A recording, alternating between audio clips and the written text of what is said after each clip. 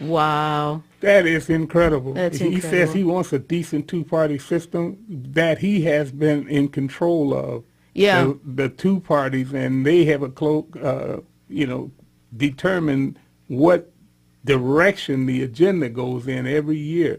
I don't care who is in charge of the House of Representatives. The Democrats run the agenda. Yeah. Now I know that they had complete control for 40-some years before Newt Gingrich took over as the Speaker of the House. Right. And if you remember, those Republicans in there eventually rebelled against Newt.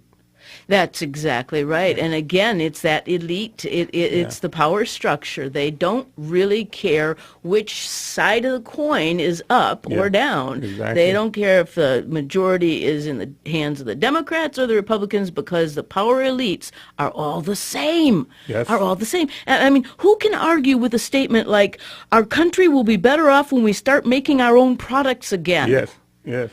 Who can argue with that? Yeah. But Charlie Rangel calls that racist, or that Charlie Rangel says Donald Trump is a nut? Yeah, yeah. For saying things like that? And then he turns around and says he represents the people, he said the Klan. Yeah. That's what that, but, if you think about it, as repelling as the Klan is, if people support the Klan, they are Americans, and they have just as much right as any other American to have somebody represent what they want. What they and if believe they in. vote for a person, how can you stop him? Yeah. If a Klan member likes what Donald Trump says and votes for him, what's wrong with that?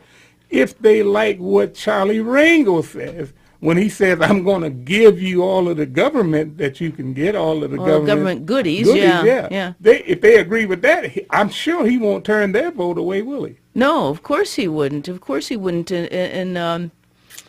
But you see, they do everything they can to bring all of the rights and privileges of America to people that are here illegally.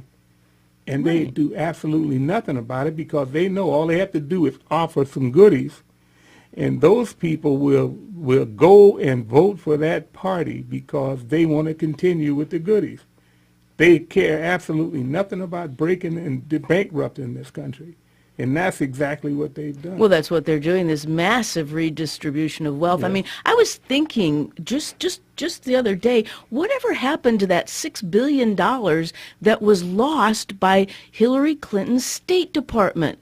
I mean, how does 18 million of it went to Bill Clinton for being what do they call it, a honorary president of a college? It's unbelievable. And you stop and think, how is ISIS being funded? Mm-hmm. Well, I wonder if it's being funded on the backs of the American taxpayers, whose $6 billion worth of taxpayer hard-earned money was lost by the State Department. Yeah. Nobody talks about that, it seems. Nobody talks about that, and that's the problem with the media. And I blame the media for a lot of things that are happening. That's why I'm saying MSN. You want to know why main you're correct? Satanic media. Yeah.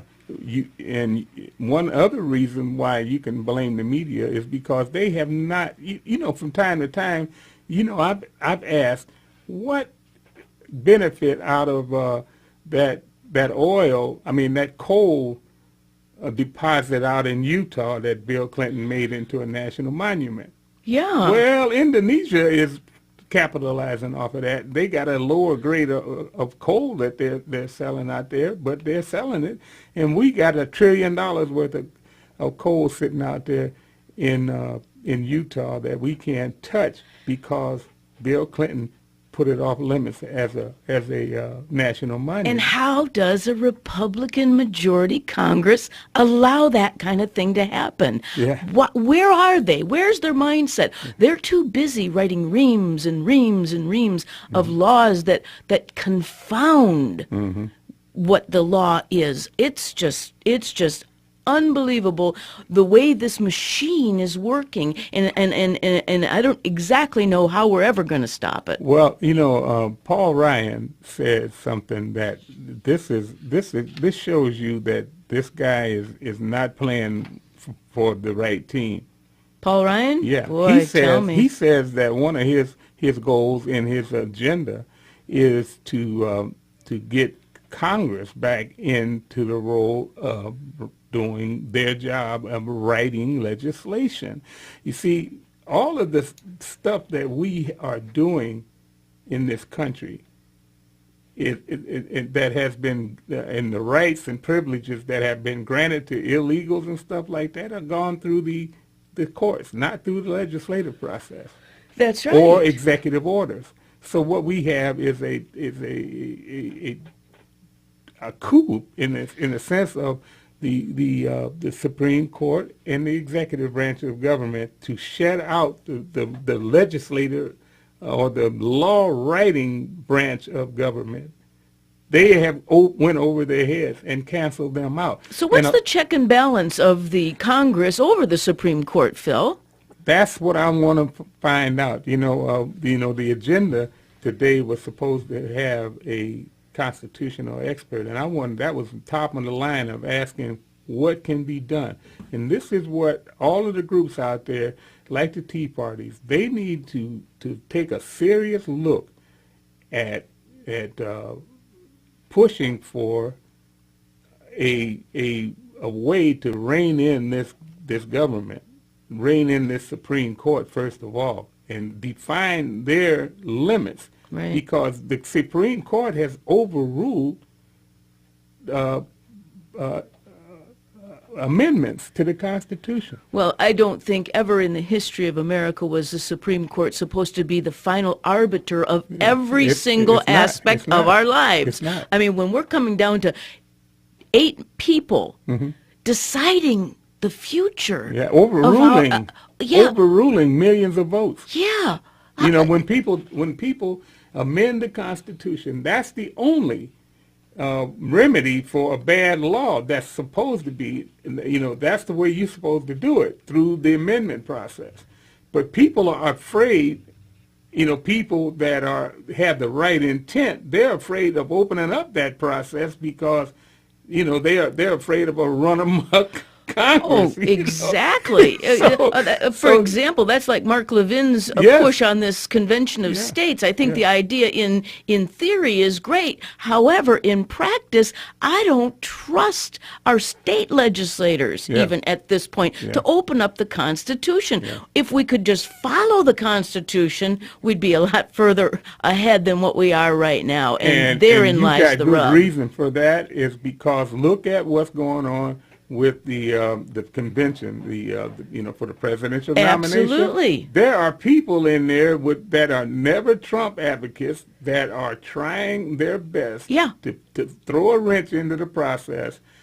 I mean, these are people with 20 or 30 people, and they're trying to throw the convention into an open process by allowing people to not cast their vote for the person that won that vote. Right. And so that's what that is if you got people like that, it's a very good idea to keep from opening up things, because nuts like that. That's exactly right. And speaking of the process, the convention process, I do want to point out that I am very pleased to see that Hugh Hewitt has seen the light. Yeah. He's seen the light, Yes. and he understands, as he puts it, and he puts it very eloquently, it's a binary choice. Yes. Either you are going to vote for Donald Trump, hold your nose if you have to, Yeah. or we are going to have Hillary Clinton, That's exactly the right. most corrupt person who ever ran for the presidency, become the president. This woman has done nothing in her life but destroy